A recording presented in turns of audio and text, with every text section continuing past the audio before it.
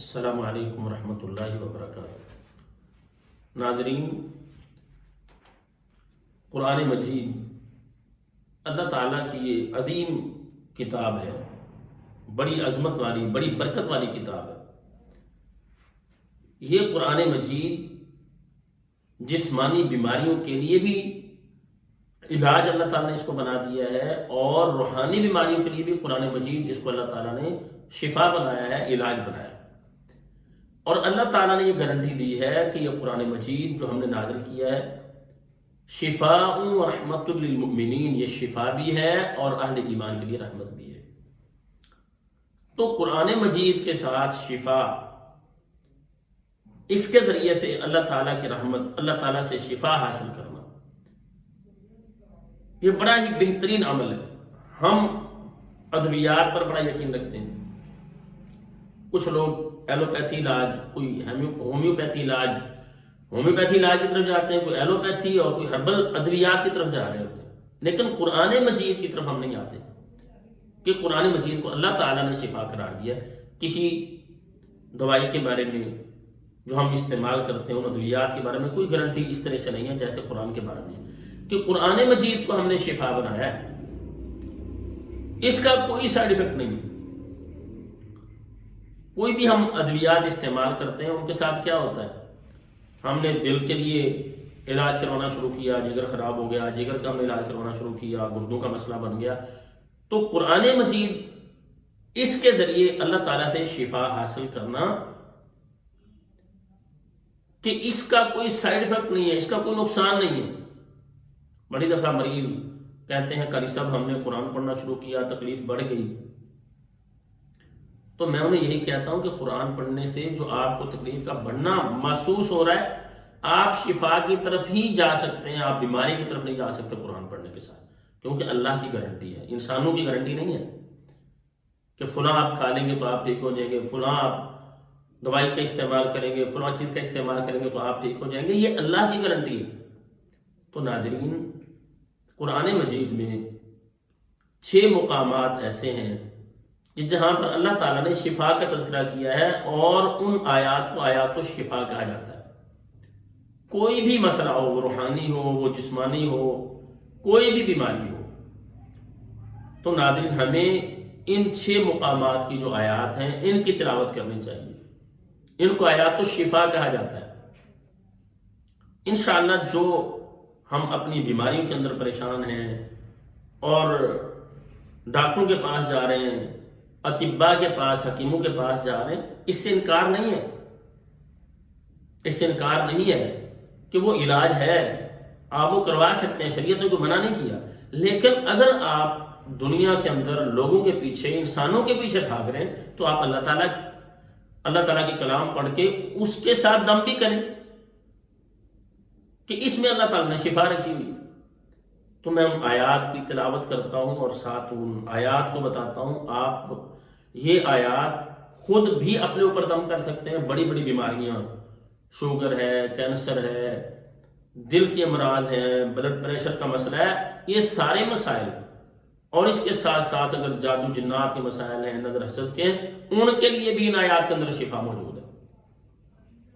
ان آیات میں سے سب سے پہلے نمبر پر سورہ التوبہ، سورہ التوبہ کی 14 نمبر آیت ہے، سورہ التوبہ پارہ نمبر 10، تو اس کی آیت نمبر 14 ہے۔ اس آیت کو پڑھیں۔ اعوذ باللہ من الشیطان الرجیم، بسم اللہ الرحمن الرحیم، قاتلوہم یعذبہم اللہ بأیدیکم ویخزیہم وینصرکم علیہم وَيَشْفِ صُدُورَ قَوْمٍ مُؤْمِنِينَ وَيُذْهِبُ غَيْظَ قُلُوبِهِمْ وَيَتُوبُ اللَّهُ عَلَى مَن يَشَاءُ وَاللَّهُ عَلِيمٌ حَكِيمٌ۔ تو یہ آیت ہے 14 نمبر آیت، سورہ التوبہ پارہ نمبر 10۔ اس کی تلاوت کریں. اور پھر اس کے بعد سورہ الشعراء، سورہ الشعراء 19 نمبر پارہ ہے، 80 نمبر آیت ہے، آیت نمبر 80 اور 19واں پارہ. اعوذ باللہ من الشیطان الرجیم وَإِذَا مَرِضْتُ فَهُوَ يَشْفِينِ. تو یہ ایک چھوٹی سی آیت ہے، وَإِذَا مَرِضْتُ فَهُوَ يَشْفِينِ. اور جب میں بیمار ہوتا ہوں تو اللہ تعالیٰ مجھے شفا دیتے ہیں. یہ آیت یعنی آیت نمبر 80 پارہ 19واں، اس آیت کو پڑھیں. اسی طرح سے 11واں پارہ سورہ یونس کی 57 نمبر آیت، سورہ یونس آیت نمبر 57 پارہ 11واں، اس کی تلاوت کریں. اعوذ باللہ من الشیطان الرجیم یا ایہا الناس قد جاءتکم موعظۃ من ربکم وشفاء لما في الصدور وهدى ورحمة للمؤمنين. تو اس کے بعد سورہ النحل، سورہ النحل اس کی 68 69 68 اور 69 نمبر آیت ہے. یہ پارہ 14واں ہے، 14واں پارہ سورہ النحل، اور سورہ النحل کی 68 68 اور 69 نمبر آیت، یہ دو آیات ان کی تلاوت کی جائے. اعوذ باللہ من الشیطان الرجیم وَأَوْحَى رَبُّكَ إِلَى النَّحْلِ أَنِ اتَّخِذِي مِنَ الْجِبَالِ بُيُوتًا وَمِنَ الشَّجَرِ وَمِمَّا يَعْرِشُونَ ثُمَّ كُلِي مِن كُلِّ الثَّمَرَاتِ فَاسْلُكِي سُبُلَ رَبِّكِ ذُلُلًا يَخْرُجُ مِن بُطُونِهَا شَرَابٌ مُخْتَلِفٌ أَلْوَانُهُ فِيهِ شِفَاءٌ لِلنَّاسِ إِنَّ فِي ذَلِكَ لَآيَةً لِقَوْمٍ يَتَفَكَّرُونَ. تو اس کے بعد سورہ الاسراء یعنی سورہ بنی اسرائیل، سورہ بنی اسرائیل کی 82 یعنی 82 نمبر آیت ہے. سورہ بنی اسرائیل یا سورہ الاسراء دونوں اسی کے نام ہیں، 15واں پارہ ہے. اور اس سورہ الاسراء کی 82 یعنی 82 نمبر آیت ہے، اس کو پڑھنا ہے. اعوذ باللہ من الشیطان الرجیم وَنُنَزِّلُ مِنَ الْقُرْآنِ مَا هُوَ شِفَاءٌ وَرَحْمَةٌ لِلْمُؤْمِنِينَ وَلَا يَزِيدُ الظَّالِمِينَ إِلَّا خَسَارًا. تو ناظرین، یہ سورہ الاسراء اس کی 82 نمبر آیت. اس کے بعد آپ نے سورہ حامیم السجدہ، یہ سورہ اس کی 44 نمبر 44 نمبر آیت، اس کی تلاوت کرنی ہے.